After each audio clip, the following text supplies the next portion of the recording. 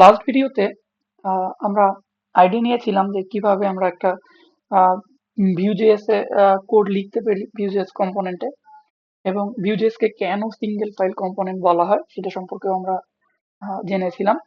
তো আজকের ভিডিওতে আমরা দেখব কিভাবে আমরা আসলে একটা কম্পোনেন্ট বা অন্য একটি ভিউ ফাইল বানিয়ে সেটাকে আমরা অন্য একটা কম্পোনেন্টের মধ্যে বা অন্য একটা পেজের মধ্যে রেন্ডার করাতে পারি।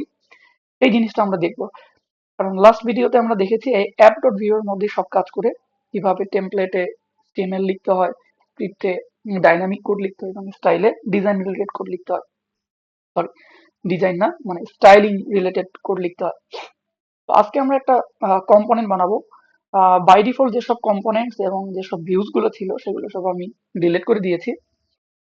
আমি আজকে ডট কম্পোনেন্ট ফোল্ডারের মধ্যে আমরা একটা কম্পোনেন্ট বানাবো এবং সেটাকে দেখবো অ্যাপ ডট ভিউ এর মধ্যে কিভাবে আমরা রেন্ডার করতে পারি। তো ভিউ বা নতুন রিয়্যাক্ট বা নেক্সট এই ধরনের যে অ্যাপ্লিকেশন গুলো আছে, প্রোগ্রেসিভ ওয়েব অ্যাপ, এগুলোর মেইন ফোকাসটি হচ্ছে আমাদের ইউআই কে ছোট ছোট কম্পোনেন্টে ভাগ করে আহ, আমাদের ইউআই ডিজাইনটা করা। তো সেই জন্য আমাদের সেখান থেকে আমাদের কম্পোনেন্টের যে ধারণাটা সেটা এসেছে। তো কম্পোনেন্টে ভাগ করলে যেটা হয় যে আমাদের প্রত্যেকটার জন্য একটা সেপারেট ফাইল হয়ে যায় এবং সেটা রিলেটেড সবকিছু সেই ফাইলের মধ্যেই থাকে। যেমন হেডারের জন্য একটা ফাইল, ফুটারের জন্য একটা ফাইল, এমনকি আমরা বাটন একটা গ্লোবাল ডিজাইন করে বাটনকেও একটা কম্পোনেন্টের মধ্যে ডিজাইন করতে পারি, যাতে আমাদের পুরো অ্যাপ্লিকেশনে সে বাটনকে আমরা রিউজ করতে পারি। কম্পোনেন্টে ভাগ করার আরেকটা কারণ হচ্ছে রিউজ করা, কোড রিউজ করা। তো সেগুলো আমরা দেখব। তো এখন আজকে যদি আমরা একটা কম্পোনেন্ট ফোল্ডারের মধ্যে একটা ফাইল বানাই, যে আমরা এটার নাম দিলাম টেস্ট ডট ভিউ। তো আমরা গত ভিডিওতে বা লাস্ট ভিডিওতে অ্যাপ ডট ভিউতে সবকিছু লিখে সেটা আমরা দেখেছিলাম যে হ্যালো ভিউজে।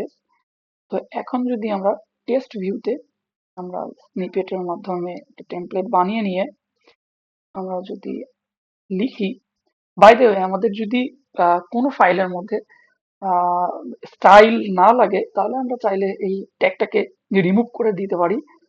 এমন না যে আমাদের না লিখলেও এই তিনটি ব্লক রাখতেই হবে আমাদের ফাইলের মধ্যে, এমনটা না। তো ধরে নিলাম যে আমার টেস্ট ভিউ কম্পোনেন্টে স্টাইলিং এর দরকার নেই। এখানে আমি লিখে নিলাম যে test view from test component. তো এখন আমরা চাই যে এই কম্পোনেন্টটি বা এই ফাইলটা অ্যাপ ডট ভিউ এর মাধ্যমে আমাদের ব্রাউজারে রেন্ডার করাতে। তো এখন পর্যন্ত আমরা ব্রাউজারে কিছু দেখতে পাচ্ছি না।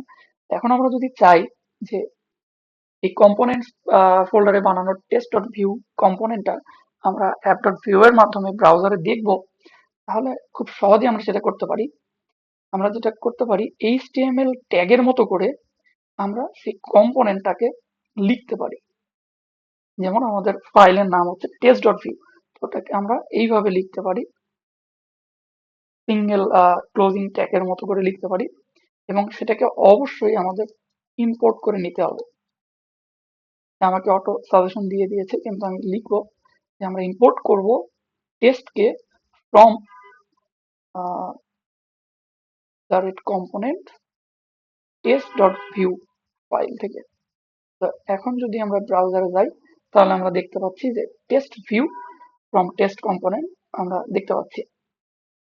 তো এইটা যে আমরা ইম্পোর্ট করে নিলাম, আমরা এখানে অ্যাট দ্য রেট তারপর স্ল্যাশ দিয়ে কম্পোনেন্টস ব্যবহার করার কারণ হচ্ছে আমরা যদি ভিট কনফিগে দেখি, তো আমাদের রিজলভ এলিয়াস বলে একটা ট্যাগের মধ্যে অ্যাট দ্য রেট দিয়ে আমাদের ফাইল ইউআরএল পাথ দেওয়া আছে। তার মানে এই অ্যাট দ্য রেট দিয়ে বোঝাচ্ছে যে আমরা আমরা রুট পাতে আছি, তার মানে সোর্সের ভিতরে আছি। এই অ্যাট দ্য রেট এর মানে হচ্ছে আমরা সোর্সের ভিতরে আছি।